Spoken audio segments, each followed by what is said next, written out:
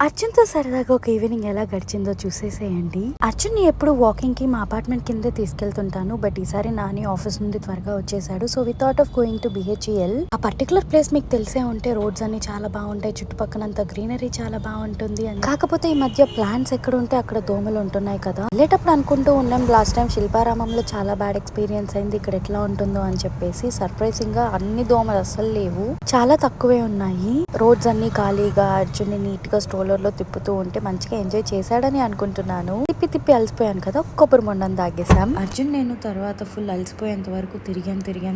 కాసేపటి తర్వాత అర్జున్ ఎత్తుకొని అర్జున్ నేను స్ట్రోలర్ ని కూడా వాకింగ్ తీసుకెళ్ళాము. ఇంత తిరిగి అలసిపోయాక ఏం తినకుండా అంటే ఎలా చెప్పండి. ఈ కలర్ఫుల్ లైట్ తో ఒక బజ్జీ పాయింట్ కనిపించింది. వెళ్ళి చూస్తే ఐటమ్స్ ఫ్రెష్ గానే ఉన్నాయి. నేను ఇక్కడ వడలు ఆర్డర్ చేశాను. చట్నీ అయితే చాలా యమ్ ఉంది. ఎక్కువ తింటే లావ్ అయిపోతాను కదా, అందుకే రెండిటితో స్టాప్ చేసేసాను. ఎనర్జీ వచ్చేసింది కదా, ఇంకా అర్జున్ని మళ్ళీ వాక్ చేస్తామని తీసుకెళ్తుంటే దోమలు స్టార్ట్ అయిపోయాయి. ఇంకా చేసేదేం లేక స్టార్ట్ అయిపోయాము. లక్కీగా పాలు పెట్టుకొచ్చాను కాబట్టి అర్జున్ ఏడుస్తూ ఉంటే దారిలో పాలు తాగిపించేశాను. ఈ బిహెచ్ఎల్ మా ఇంటి దగ్గర నుంచి ఆల్మోస్ట్ ఒక 10-15 మినిట్స్. బట్ ఈ ట్రాఫిక్ వల్ల 1 hour పైన బట్టి ఇంటికి వచ్చే లోపల అర్జున్ నేను చూడండి ఫుల్ నిద్రపోయాం.